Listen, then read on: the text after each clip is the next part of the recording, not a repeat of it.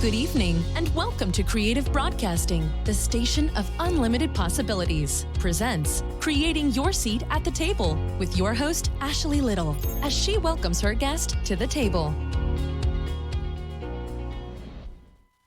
Welcome to Creating Your Seat at the Table. I am your host, Dr. Ashley Little, corporate executive by day, serial entrepreneur by night, CEO and founder of Ashley Little Enterprises, and founder and CEO of Talk Radio and TV Network, LLC. Tonight, we have an amazing special VIP guest and icon, Dr. Dennis Kimbrough. A little bit about him. Few individuals impact the day-to-day management of organizations and institutions as Dr. Dennis Kimbrough. A tireless educator, best-selling author, and business school professor, Dr. Kimbrough is universally characterized as an authority on leadership, wealth, and success. As one of today's top business speakers, he has documented and shared his principles and insight on peak performance with thousands of followers around the globe. As a lecturer and researcher in the field of management, entrepreneurship, and human potential, Dr. Kimbrough encourages his readers to look within to extract the keys that underlie all accomplishment. He received his BA degree from the University of Oklahoma and an MA and doctorate from Northwestern University, where he studied wealth and poverty among underdeveloped countries. With his coursework behind him, Dr. Kimbrough combed the country interviewing scores of America's most notable achievers. Eventually, his inquisition led to the question, how can impoverished Black Americans pull themselves out of their poverty and reach their full potential? To broaden and enhance the scope of the project, Dr. Kimbrough studied the methodology of Napoleon Hill, author of the phenomenal bestseller, Think and Grow Rich. Using Think and Grow Rich as a reference, Dr. Kimbrough decided to do what Hill had done in the 1930s. He developed a survey to use among peak performing Black Americans. 2 years later, he learned from the foundation bearing Hill's name that Hill himself had drafted a book in 1970 that explored the identical question. Moreover, Hill had written nearly 100 pages on the subject, which turned out to be his last. After a personal meeting with W. Clement Stone, president of Napoleon Hill Foundation, Dr. Kimbrough was commissioned to update and complete Hill's original manuscript, Think and Grow Rich, a Black choice. The results of Dr. Kimbrough and Hill's efforts distills the secrets of success contained in the lives of peak-performing men and women and reveals how readers can utilize these keys to make their dreams come true. Dr. Kimbrough is married and the father of 3 daughters, Kelly, Kimberly, and Mackenzie. His honors include various awards bestowed by the business community, as well as the Dale Carnegie Personal Achievement Award. Currently, Dr. Kimbrough teaches on the faculty at the Clark Atlanta University School of Business Administration, where he was awarded Professor of the Year on 3 occasions. In 1996, he served as one of the 8 national judges for the prestigious Young USA Today Entrepreneur of the Year held in Palm Springs, California. As a certified Napoleon Hill Science of Success trainer and leadership coach, Dr. Kimbrough's writings have influenced readers from the streets of Melbourne, Australia, South Africa, South Korea, Tokyo, Japan, to the boardrooms of General Motors, Walt Disney Corporation, Citigroup Group, Frito-Lay, Eli Lilly, Apple Computer, ExxonMobil, Nike, and the Gallup Organization, to name a few. He has addressed the Ohio State Buckeye, Wisconsin Badger, and the Notre Dame Fighting Irish football team, the Kansas City Royals baseball team, the St. Louis Rams football team, as well as the Denver Nuggets basketball team.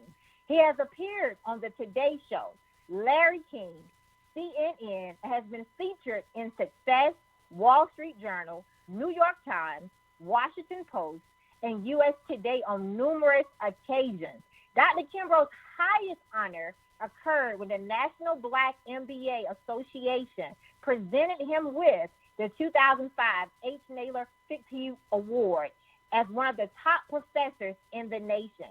As the author of Daily Motivations for African American Success and the highly acclaimed What Makes the Great Great, Strategies for Extraordinary Achievement, his fifth book, The Wealth Choice, Success Secrets of Black Millionaires, and the long-awaited sequel to Think and Grow Rich, A Black Choice, is another bestseller. Welcome to the table, the iconic Dr. Dennis Kimbrough. Okay, iconic. I'll be sure to tell my students that in the fall. The professor is iconic. I don't know if too many are thinking that I'm iconic. Okay? They got their grades last May. He's not hardly iconic, man. But thank you very much, Ashley. Now, are you originally from Chicago? No, I'm originally from North Carolina. I live here in Nashville, Tennessee. Oh, okay. Yes. So I am excited to have you here. It's, definitely an honor, very humble, definitely a dream come true. And I just want to thank you for taking the time to be at the table tonight. Oh, you are more than kind. You say a dream come true, and that's what imagination is. Your life is all that you can imagine. So I guess that you thought about this, and whatever you hold in your head, you can certainly hold it in your hand, and you made it happen. Absolutely.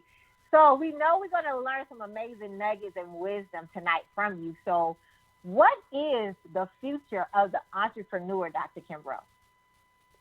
Well, I use the same definition that's used at Howard B. School, specifically one of the professors at Howard B. School by the name of Howard Stevenson. And what is entrepreneurship? It's pursuit of an opportunity without any regard to the resources at hand. And that runs hand in hand with the book that I'm working on now, where the tentative title is The Economy in Mind. And the entrepreneur is so indicative of that everything occurs to you twice in life. First the inner, then the outer, first the thought, then the thing. And even the Bible tells you that. The Bible says the first shall be last and the last shall be first. Well, Ashley, what in the world does that mean? Well, it depends on who you ask. And you've got to be very particular who you ask these questions. The first shall be last and the last shall be first. Yeah, we live in a society that is predicated on the material. We live in a society that is dictated by what can be seen. But the carpenter for Galilee, when he made that statement, says the physical that you have first, put last, and the mental that you have last, place first. And when you do that as an entrepreneur, you become very particular about the thoughts that you allow in your mind. So that is, part and parcel of the whole entrepreneurial endeavor. Now, so many folks have a different definition of entrepreneurship. And what we take for granted as entrepreneurship, 99% of the times, Ashley, it really is an entrepreneurship. Because if you're an entrepreneur, that predicates the fact that you will go through 5 different phases. And if you don't go through these 5 different phases, you might be a hustler, or you might be into income replacement. There's about 2 million black businesses in the United States right now, according to the Commerce Department. And if I was a betting individual, I would only say maybe 40% are entrepreneurs. Well, Dr. Kimbrough, how does that categorize the other 60%? Well, these folks may be into income replacement, or these folks may be into that particular transitory process between their career and what they really want to do. So what are these 5 phases that all entrepreneurs must go through? And case in point, just because you own a mom and pop hamburger stand doesn't make you an entrepreneur. But if you own a Wendy's, if you own a Burger King, if you own a Chick-fil-A, if you own a whatever, they're going to, a McDonald's, they're going to ensure that you go through these 5 phases. So phase 1, Ashley, is called new venture creation. And what the hell is new venture creation? You got folks in corporate America right now who are in phase 1 of entrepreneurship. Why? Because they know they're only going to be in corporate America for 24, 36 months, haven't done anything, but they know they are leaving, and they're going to pursue this opportunity come hell or high water. So what are they doing? They're just scouting out. They're asking for business cards. I mean, students come to me all the time. Dr. Kimbrough, guess who I met over my lunch hour? And blah, blah, blah, this, that, and everything. So they're just scouting out opportunities. They're going to conferences. They're going to seminars. They have in their mind that they are in phase one, whether they know it or not. They're already in phase one at the new venture level, and they're thinking and strongly considering the business. Now, what is phase two? Phase two is startup. And Ashley, what a startup. That's when you got skin in the game. That's when you got the facility. That's when you cut on the light switch. That's when you got to pay the water bill. That's when you got overhead. And that's when the meter is running. So phase one is new venture creation, and phase two is startup. What is phase three? Phase three is managerial. And what is managerial? And phase three is the number one reason why black businesses go under. It isn't a lack of capital. It isn't a lack of startup. The number one reason why black businesses and really small businesses in general, go under is because phase three, managerial, is the team building phase. And you got so many entrepreneurs who don't know how to manage. Don't know how to treat people, don't know how to develop talent, don't know anything about planning, organization, and control. And what do we know about talent? Number one, you never lose talent. You never lose talent. There is always a shortage on talent. So phase three is managerial, and people don't care about you until they realize how much you care about them. It is the talent and team building stage. Well, what is phase four? Phase four is when you go from manager to becoming a leader. When you go from managing an enterprise to becoming a leader, the number one rule of leadership is develop other leaders. Where if something happened to you, if you were offline for the next 60 days, your business is still purring along. If you decide and say, hey, man, I got to take 6 months off to go ahead and pursue this other opportunity while I'm running this LLC and this, that, and everything, your business is still generating capital. And there's 50 million definitions of leadership. But what is leadership, Ashley? Leadership is an invitation. It is an invitation for others to discover themselves as they are following you. And that's what it is. Leadership is nothing about motivation. Leadership is nothing about inspiration.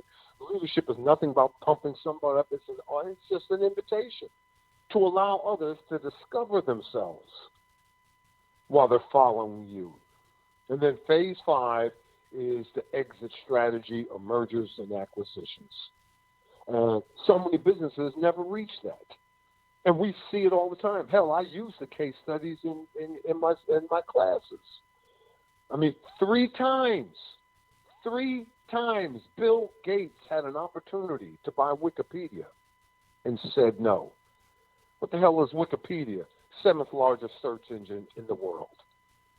3 times, Blockbuster had an opportunity to buy Netflix and said no.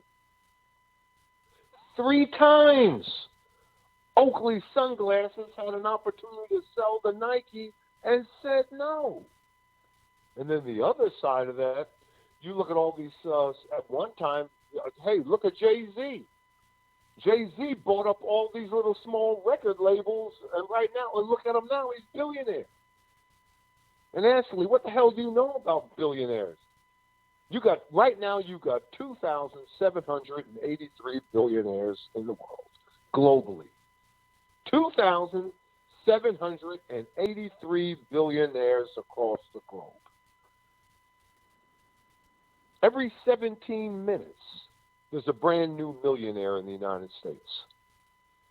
Every 17 hours, there's a brand new billionaire in the United States. And so here you are. You got one exit, or you're going to sell your business, or you're going to take on other businesses. I had a young student came to me. I was in my office grading papers. He said, Dr. Kimbrough, you got a minute? I just want to show you my businesses. He was about a junior going into his senior year. And he said, walk into this classroom with me. And he went up to the smart board. He just drew out his businesses. And he said, I'm going to start a chain of barbershops right there. And then, 24 to 36 months, I'm going to take the profit from that and spin it off into these core businesses right here. And I'm going to do this and I'm going to do that. And I said, okay, my brother. I said, pump the brakes, pump the brakes, pump the brakes. I said, don't make the mistake, number one, that I see you making right about now. Because he said, Dr. Kimber, in about 4 years, I'm going to be bank like Hank. I'm going to be like you, man. I'm going to be this, that, and everything. I said, pump the brakes, man. This game isn't about cash. It's not about cash. Entrepreneurship is not about cash. Don't you ever do it for the money. Why? The money won't sustain you. And Ashley, that's not me. That's Steve Jobs. At one time, Steve Jobs was the youngest billionaire on the planet. And what did Jobs say? If you haven't read his book, if you haven't read his biography by Walter Isaacson, Ashley Little, I need to know why you haven't read his book. Well, anyway, that's a sermon for another Sunday. So he said, I'm sick and tired of people asking me, man, how's it feel to be the youngest billionaire, blah, blah, blah. He said, I didn't do this for the money. He said, I did this to bring insanely productive products to people who could be of use. It's like the same folks that tell me pursue your passion. So, yeah, the passion is one thing, but your passion's never going to make you money. You don't make money off your passion. I mean, my wife would say to me all the time, I don't care how many times you go in the gym and lift those weights, and I don't care how many miles you run, you'll never play shortstop for the New York Yankees.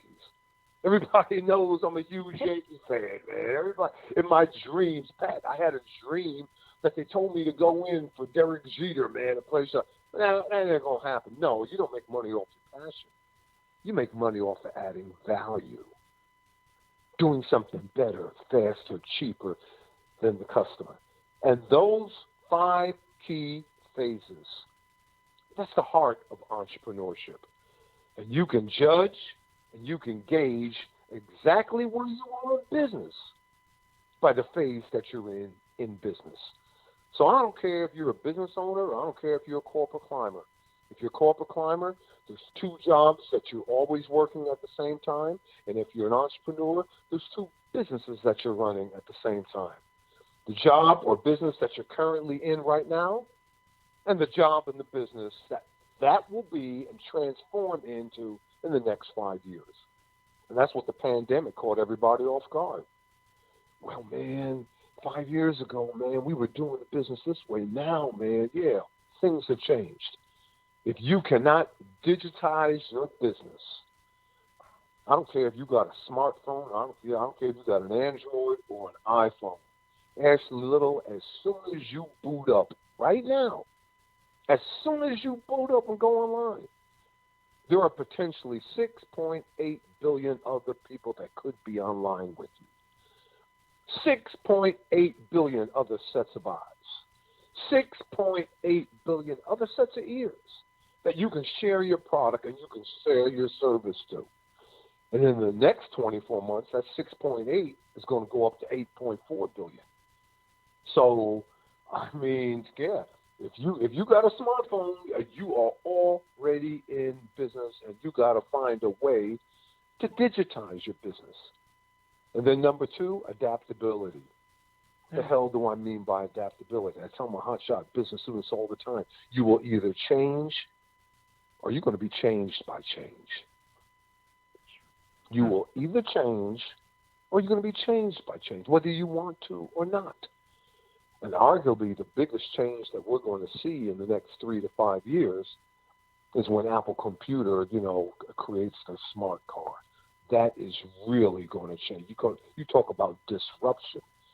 You know how many industries that's going to disrupt across the board? Number one, it's going to knock the socks off the automobile industry. There are 11 different sectors in today's macro economy. Real estate is a sector. Manufacturing is a sector. Oil is a sector. Automobile is a sector. It's going to knock the socks off the automobile. And then number 2, forget Uber and taxi cabs and Lyft. It's going to knock the socks off of that. There's going to be no need for drivers. But what is the number one disruption it's going to cause? It's going to cause the United States government to give a fixed income to people. Did you hear what I said, Ashley Little? Absolutely. It's going to cause, we talk about, welfare and this and that. Well, yes, it's going to be a form of welfare because it's going to be such a shortage of jobs. So what are you going to have what are these people going to do? Because their jobs have been eliminated through AI. You got to have a fixed income. And you got the folks running around, no, I can't pay $15 an hour and this, that, and that. Well, you got a fixed income in about, anywhere between 5 to 7 years. Guaranteed to occur. Powerful. And I know everybody's listening. I hope I'm just over here just writing away. So I'm on the edge of my seat, Dr. Kimbrough, like this knowledge and wisdom. Wow. And you pretty much answered my second question about what entrepreneurs should have been doing during the pandemic. We already got that answer. And so what are some wealth tips you would like to share with listeners to increase their bottom line? Well, the number one, do some serious thinking. I always go back to, think and grow rich. And even today, people ask me, man, how did you rip Napoleon Hill off? And how did you get his book and this, that, and everything? And thank you very much for reading that bio.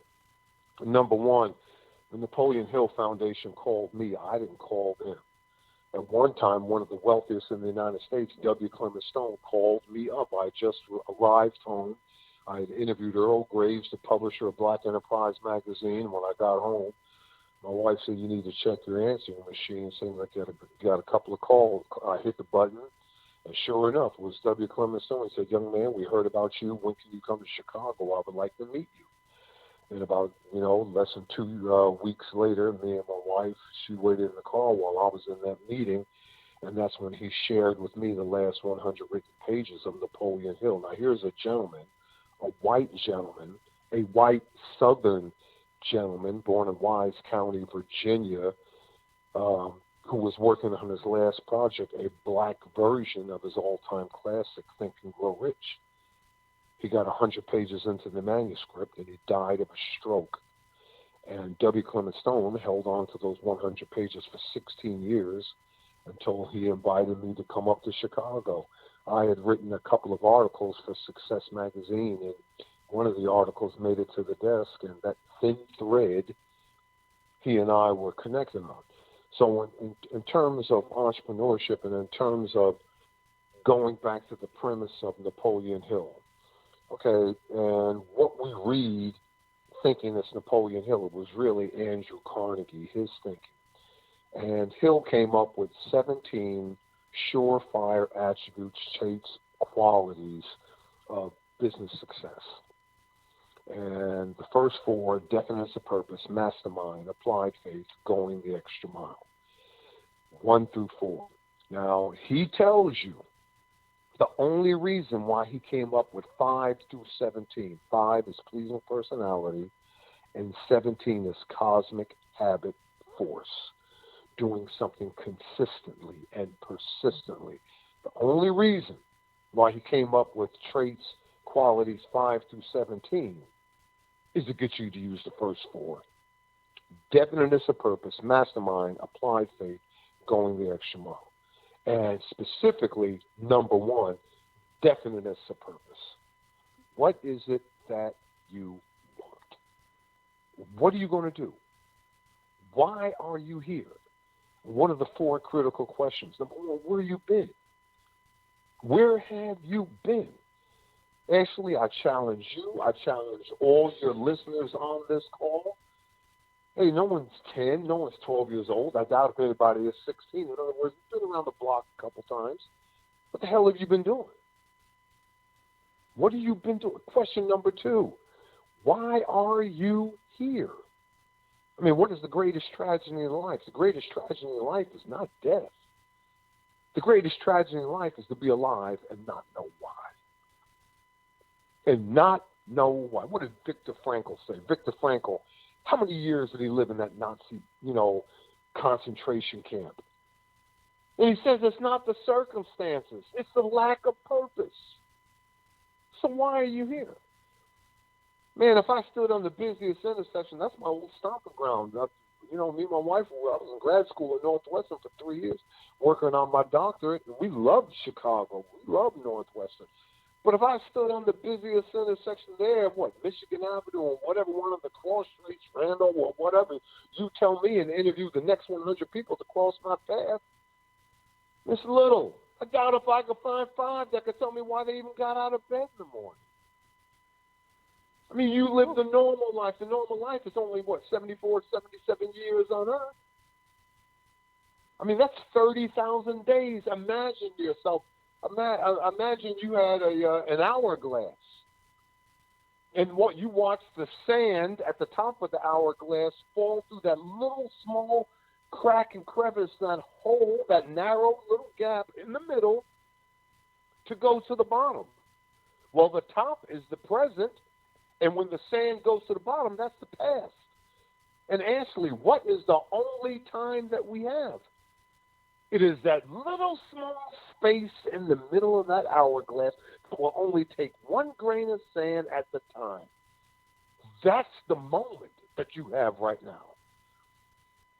So, I mean, greatest tragedy in life. So where have you been? Why are you here? What is your purpose? And when you know your purpose, nothing else disturbs you. When you know why you are here, nothing can catch you off guard. Nothing diverts you from center. Center, the focal point. I mean, we're nothing but one big vibration. I mean, this body that you have, Ashley, this body that I have is nothing but atoms and molecules. And what do you know about physics? I'm not talking about physics, too. I mean, what do you know about quantum physics, anatomical physics? It's all an idea. It's nothing but space. It is nothing but space. So the hair on your head, the color of your skin, it looks like I'm looking at a body, but it's not. It's one big vibration. And what is that vibration? It's your thought. It's your purpose. It's the goal that you are going after. So you said it yourself, and I don't know if you realize it or not. This is a dream come true. You sent the vibration out, Ashley, and that's how we connected. And we heard it all the time, man. Oh, man, you were reading my mind. I was thinking about calling you and blah, blah, blah. I mean, Ashley, come on, girl, connect the dots. Ashley, if you're Eve and I'm Adam, we're the original 2 people on this planet, Ashley Little. How do we communicate? I'm asking you right now. I'm being Socratic. You're the interviewer, but I'm asking the interviewer question. I'm Adam, you're Eve. We're the first 2 people on this planet. How do we communicate? Definitely. I want to hear your answer. Our energy, vibration, energy. Yeah, close. We spoke the original language. And what's the original language, Ashley? Mind. Mind is the original. Oh, you must have read my mind. Oh, you took the words right out of my mouth. Oh, girl, I was thinking the same thing. Oh, girl, you must be a prophet.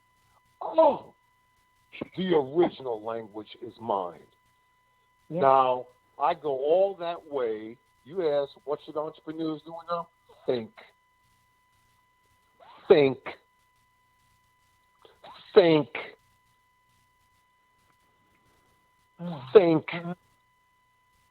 Strategic planning 101. I don't care if you're an entrepreneur or not right now, and you hold a conference or a meeting with your team.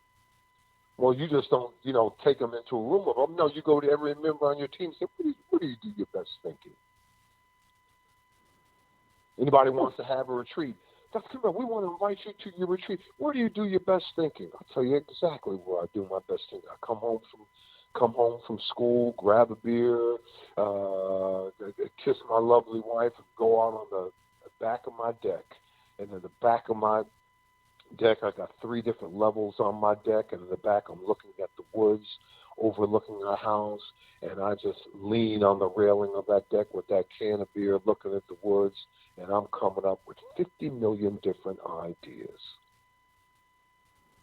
Look, Ashley Little, the average individual in our society gets 4 ideas a year, any one of which, if they had the guts, if they had the fortitude, if they had the courage, if they had the temerity to chase any of those dreams, would make them financially independent.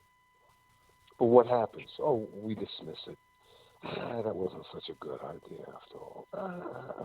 Mind. We speak to God through prayer, and God speaks to us through intuition. Oh, man, Dr. Kimbrough, I just had a feeling, man. It was in my gut that, whoa. Where the hell do ideas come from? It comes from your Lord and Savior, knocking you on your subconscious, asking you, do you want more out of life? So number 3, where are you going? You got the keys in your hand. You got the keys to the car. Where are you going? What are you attempting to do? Where are you going? And then last but not least, how many lives you going to touch along the way, Ashley? And that's not me. That's Nelson Mandela. Nelson Mandela was walking distance to his transition. He's in Johannesburg. Just a couple of days, from him crossing the river of life. And one journalist says, Mr. Mandela, just one last question, please. I know you're uncomfortable and everything, but I just got to do it the time that we have together. And Mandela, fighting for breath, he says, sure, what is it? And he says, Mr. Mandela, what is the purpose of life? And what did Mandela say? He said, the only way that I answer that question is to ask you a question. And the young interviewer says, sure, ask me anything. He says, number 1, have you moved from fear to fearless? Have you? Have you? We come into this world fearless, completely and totally fearless. Fear was learned. That's a learned behavior. And what do we need to do now as we move forward in this post-pandemic society? We need to unlearn, we need to learn, and then we need to relearn.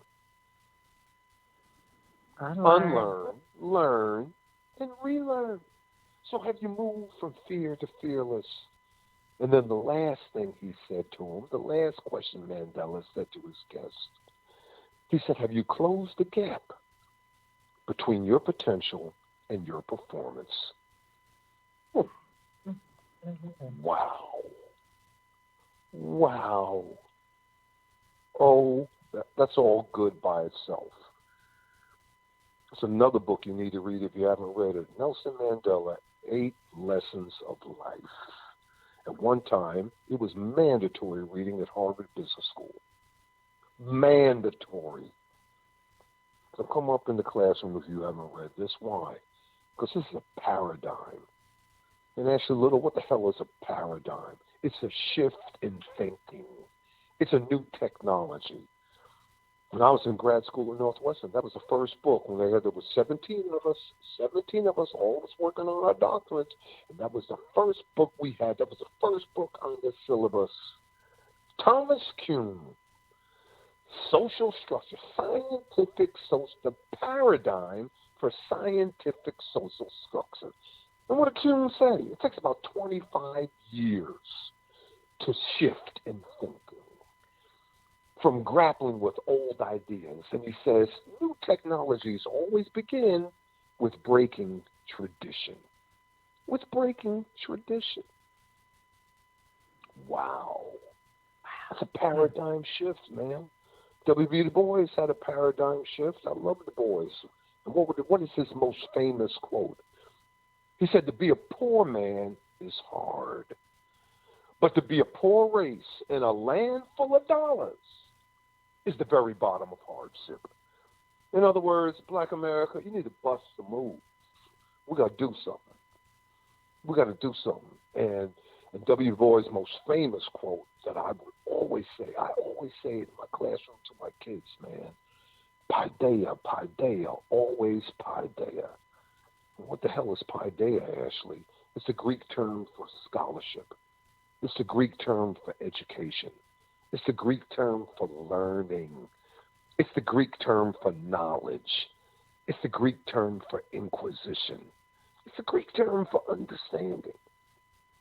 Taking the information, become a sponge for the information. So there you are. So what should entrepreneurs be doing? Hey, man, grappling with new ideas. When I interviewed Damon John, I said, Damon, what are the 2 skills that we need to move forward?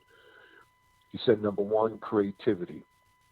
And I said, what is creativity? He said, creativity is the ability to summon new ideas. And I said, what is number 2? He said, innovation. He said, a new idea won't do anything for you if you lack innovation. He said, creativity will allow you to see down the street, but innovation will allow you to see around the corner. So I said, Damon, what was the high water mark in your life? He said, what do you mean high water mark? When you didn't know if you were going to fail or succeed, when you were going to make it or not. And what do we know about Damon John, Ashley Little? Okay, so we watched, Shark Tank with these 5 different sharks up there. Well, Damon John is only second in terms of wealth to Mark Cuban. Yeah, Mark Cuban's a billionaire. But Damon John is number 2 in wealth. Number 2 up there in wealth. So I said, what's a high water mark? And he said, man, I guess when I had to burn the furniture. I said, what do you mean burn the furniture? He said, well, when I was building Fugu and I finally got financing from Samsung, I hired all these seamstresses and they showed up at my mother's house with all their equipment and I had no place to put their equipment. And I said, what did you do? He said, I took all the furniture out of my mother's house, put it in the backyard, and set it on fire. Wow. You see, Ashley, that's conviction. See, if I asked you, when I ask any of your listeners on this call, if I ask you what you do for a living, how would you qualify it? Would you say it's hard? Would you call it work? Would you call it a slave? Would you call it drudgery? Or would you call it a mission? Because if you call it a mission, you might say it's a ministry.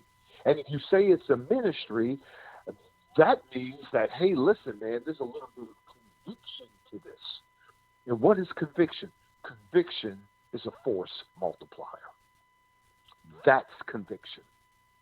This brick wall, this minute, this moment, I'm going through it. It is a force multiplier.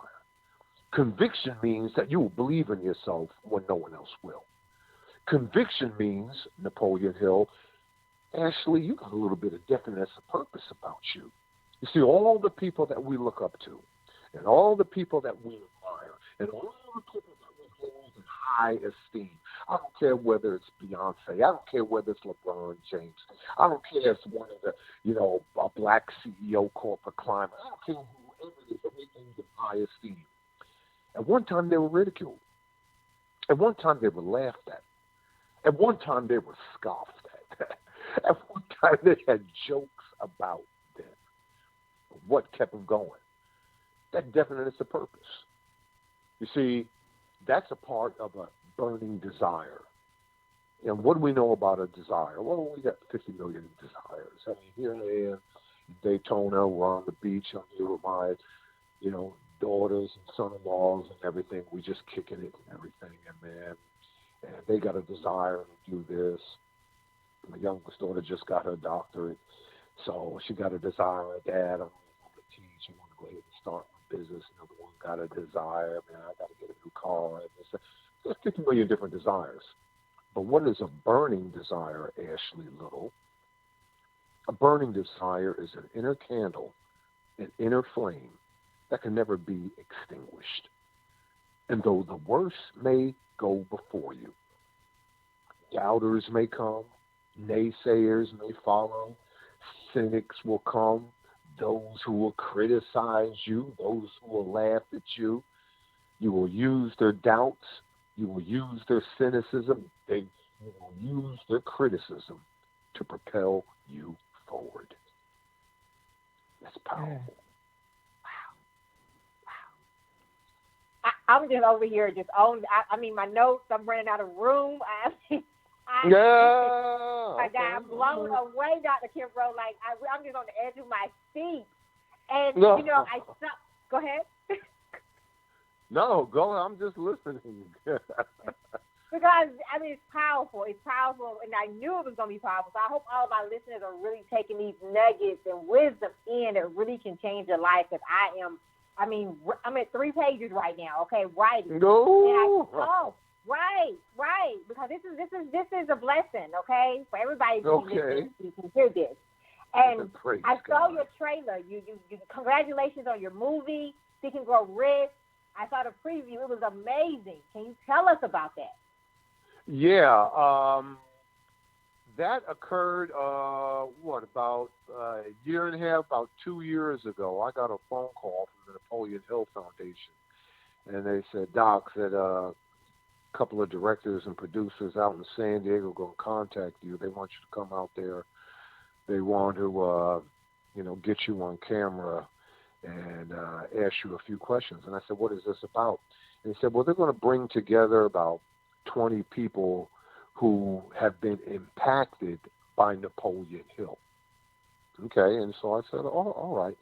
And who were some of the other 20 besides me? Well, Tony Robbins was there, Jack Canfield, Chicken Soup for the Soul, Bob Proctor with The Secret, a few others. Oh, yeah, Schechter, who did the adaptation of Napoleon Hill's book, Carolyn Schechter, this, that, and everything. Susan Schechter, rather, I apologize. And so at the last minute, here I am about to run to the airport, and I said to myself, I don't know if these guys know the full story about how I was pulled into the loop.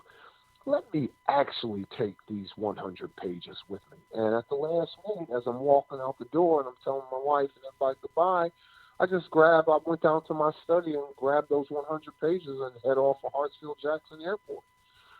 Well, they had me in the green room, and I said, I'm taking them out there on the set, and they can ask me any questions. So they sat me in a chair, as you can see, and like they did the other 1925 folks, and they asked me that one question. And I just started flipping through the pages, and I said, because I had interviewed Andy Young several times, and just like the movie said, Andy Young said, me and Dr. King integrated lunch counter, but we failed to integrate the dollar. And I said, Mr. Ambassador, how does anybody integrate a dollar?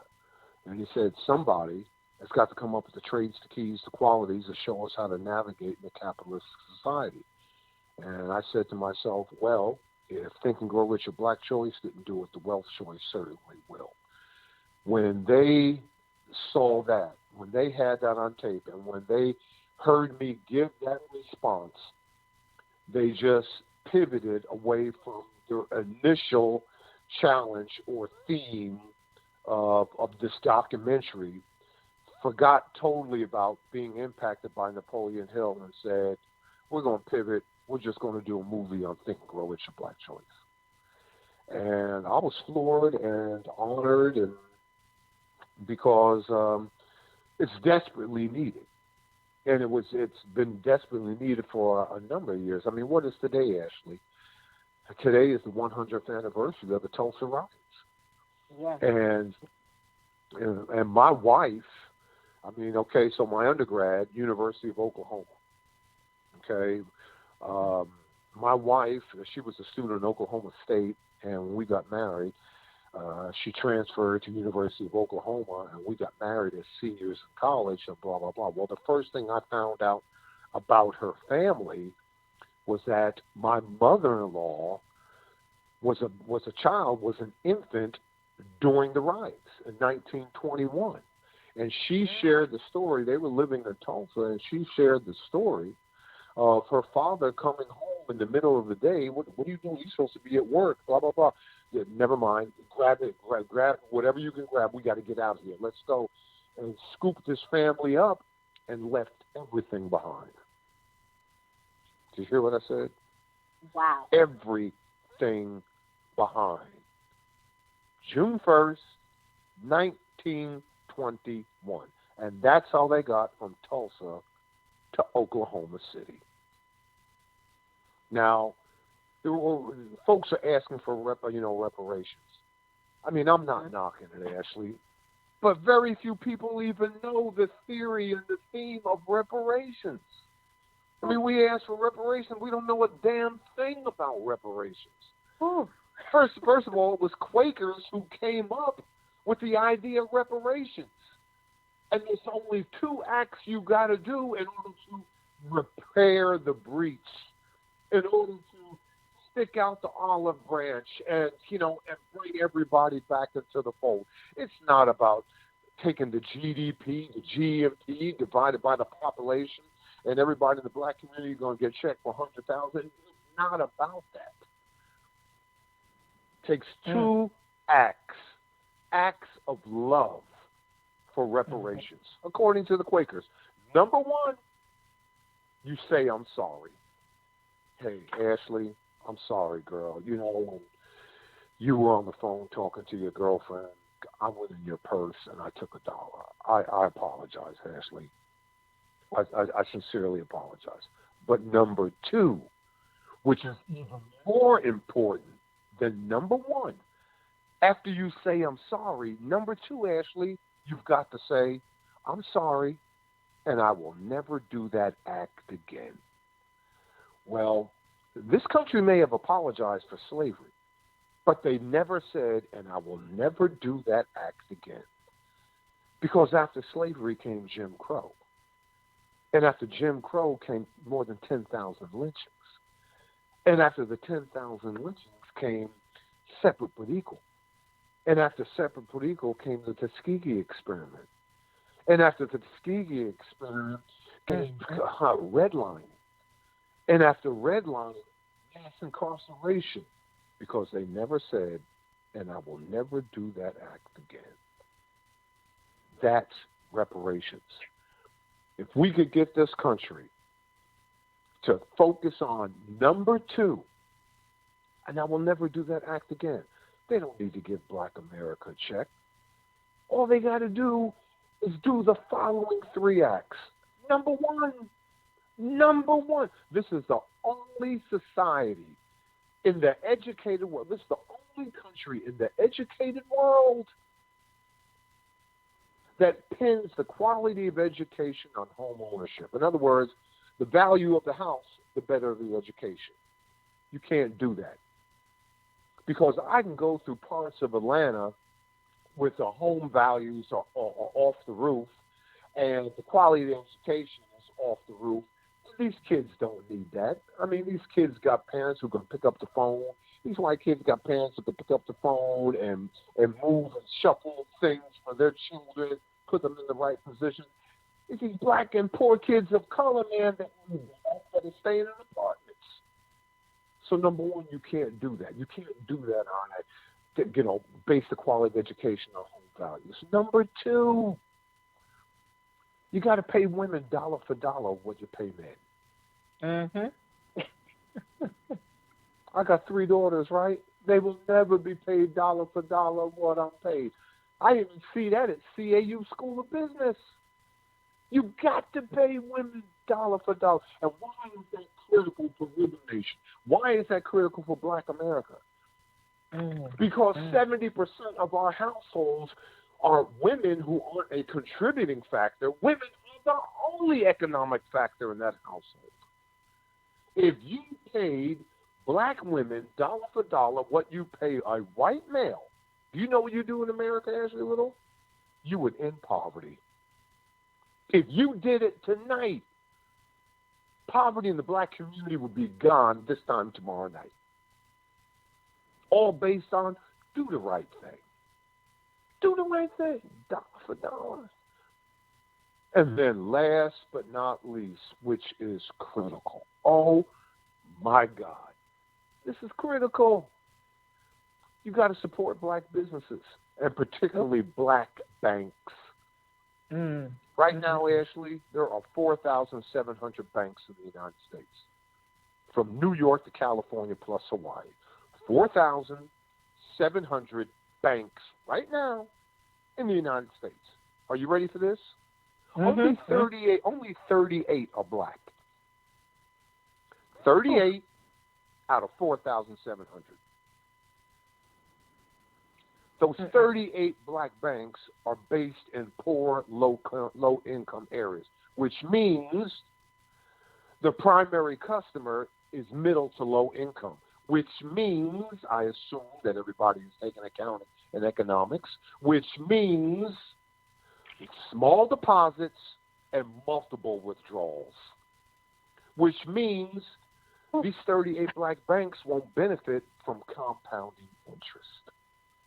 So what I'm asking Fortune 500 America, I'm asking Amazon, I'm asking Nike, I'm asking Coca-Cola, I'm asking Chick-fil-A, I'm asking Bloomingdale's, I'm asking Macy's, I'm asking Home Depot, Fortune 500 America, to take 5% of their annual sales and place it in black banks. I'm not asking for the money. I'm just taking that 5% and deposit it in a black bank. Don't give us the money. Just deposit it in the black bank so we can benefit from the compounding rollover effect and leave it there for 5 years, 60 months. Do you know what that would do to that equity in that bank? See, even today, I mean, Bank of America, Fifth Third Bank, come on, man. They ain't going to give no brother and sister a mortgage. They ain't going to give them a car loan. It's not in them. If it was in them, they would do it. They would have done it years ago. But black banks will. Black banks will. If you have a mortgage, that's going to have a defining effect on the type of education your child will have.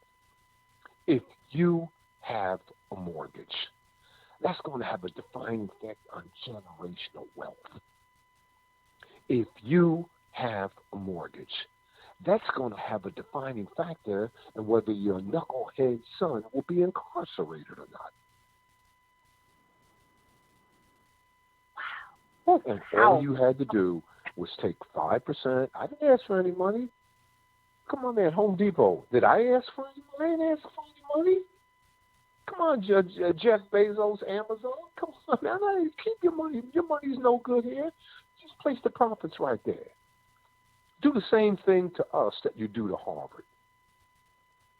Don't you know the average endowment of the HBCU? Right now you've got about 100 HBCUs in 19 different states.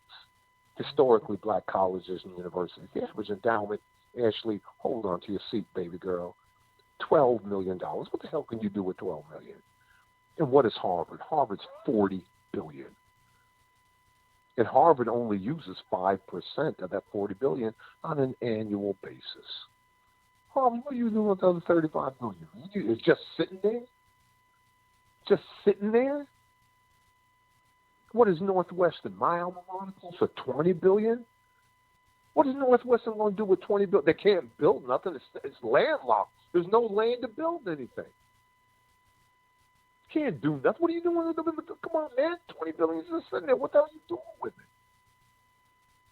Just put it in the black bank. That's all I ask. Don't give it to me. Just let it sit there. Wow. Powerful. That's reparations. That's reparations. Wow. So, Dr. Kimbrough, how long do you think it's going to take us to close the wealth gap? Well, it begins, the economy always begins in mind. And on the books, if you looked at, okay, so I don't know whether you go to the Brookings Institute or if you go to Harvard Business Review, it says at the rate that we're going now, it'll take more than 200 years to close that wealth gap. But the wealth gap actually didn't start overnight. I mean, it took years of this. Years of this so it's going to take years to slow this process down. I mean, when you look at redlining, okay, redlining was created by the Federal Housing Authority. As a matter of fact, Every burden that is placed on the back of Black America came from the federal government. Every burden, whether it's slavery or redlining, subprime loans. What the hell is subprime loans? Who came up with that idea? Well, anyway, when you look at redlining, okay, 1934, St. Louis, Missouri. That's where redlining was created. It was there, your federal housing authority, and you had a meeting, a businessmen's meeting. So that tells you what was going through their mind. Businessmen's meeting. In other words, Ashley, you and your girlfriends have a seat, and they're having a meeting. And on the wall, they got an SMSA of the whole city of St. Louis. And they said, men, in these pockets right here, we will, confine our economic development. We will pour money into this area. And hand me that red pen over there. And let me draw a circle around this enclave right here, this community right here. Under no circumstances will we put any type of funding, any type of economic development. And I know it's the colored neighborhood. And if we do find a colored couple who's educated, who has a significant down payment, if we do give them a mortgage, we'll charge them double the interest rate. Well, that was 1934. You see, that was created by St. Louis. And that wasn't the problem that St. Louis came up with that idea. The problem occurred, Ashley, when 200 other cities in this country thought that was a good idea that St. Louis came up with and did the same thing. 200 other cities. My aunt, my mother's sister, my mother's younger sister, was a rock star in East Orange, New Jersey. Why? She was one of the first blacks to go ahead and get an apartment in a Trump-owned apartment building. Everybody knew that the Trump family didn't lease blacks. And when she was one of the first to go ahead and get an apartment, she was a rock star. Girl, how'd you get a place in that man's building? Who do you know? Girl, you lying. You didn't get it in his building. She was a rock star.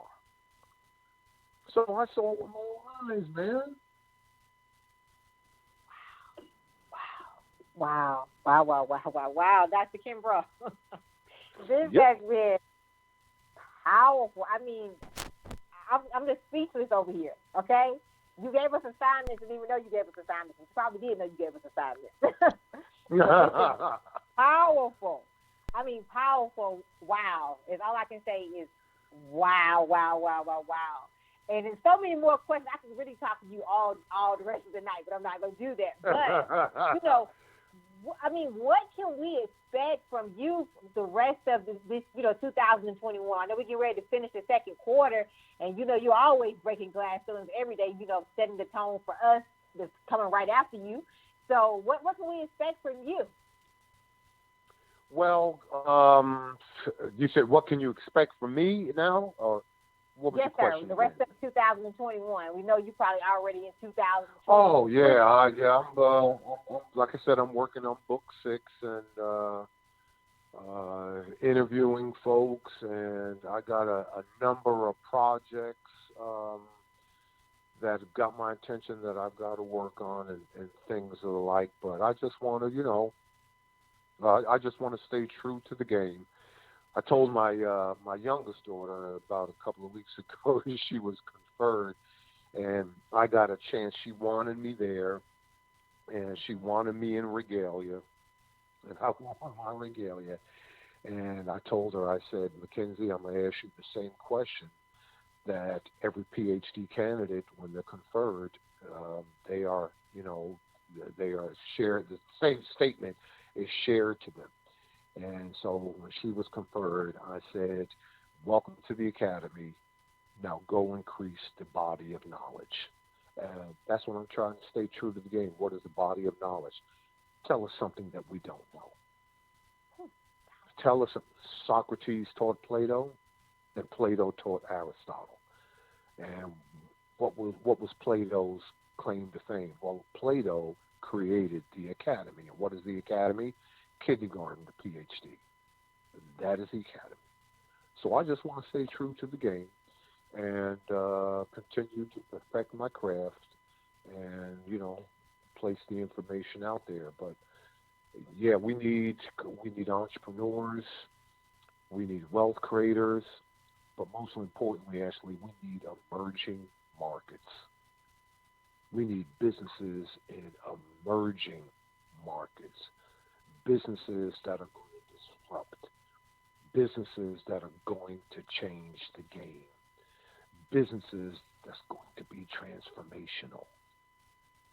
And that can come from any nook and cranny of the marketplace.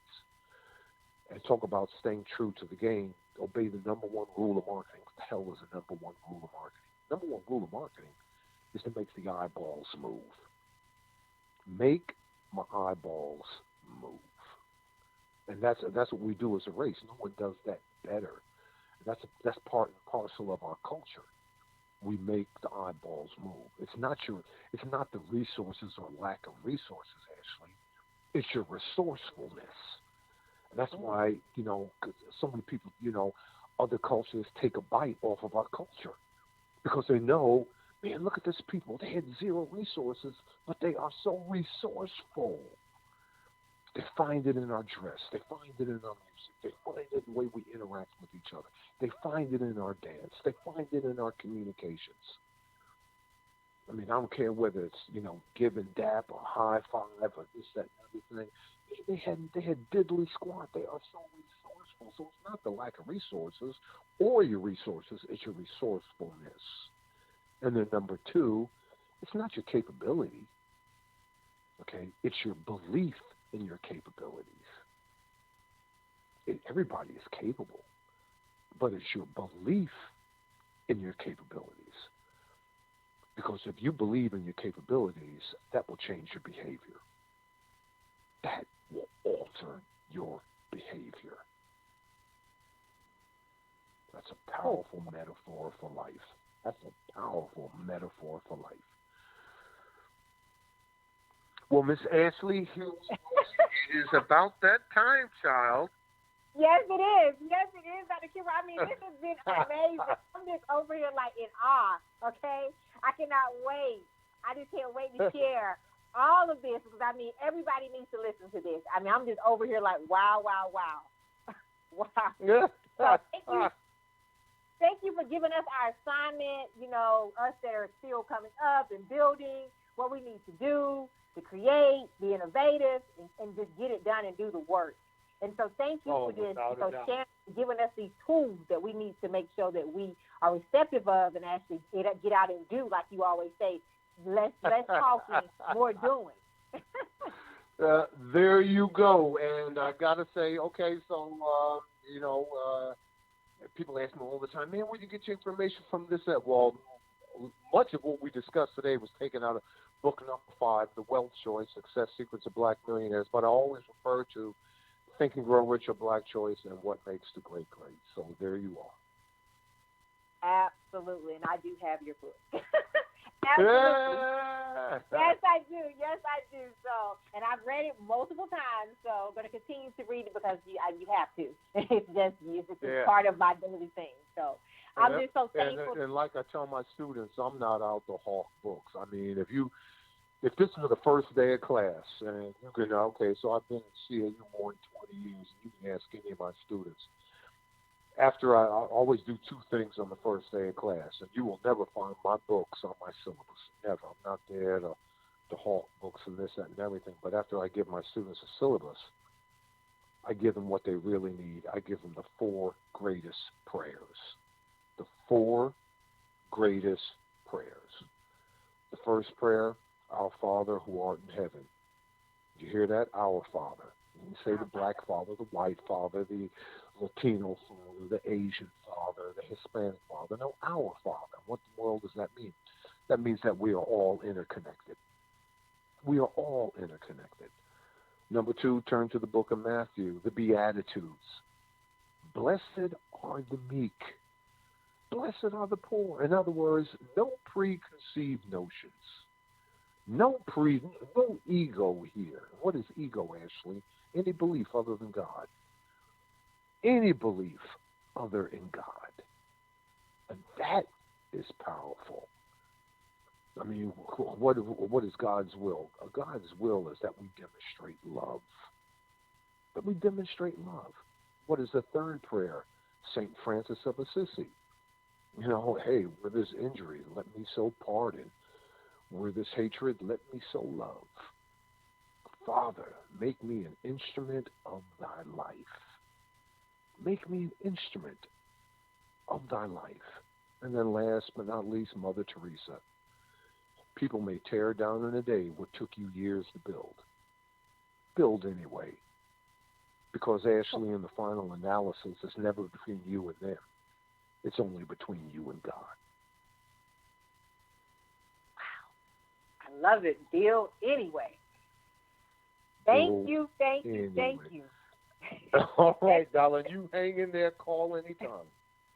Yes, I will. And thank you for, coming to the table. Enjoy the rest of your time.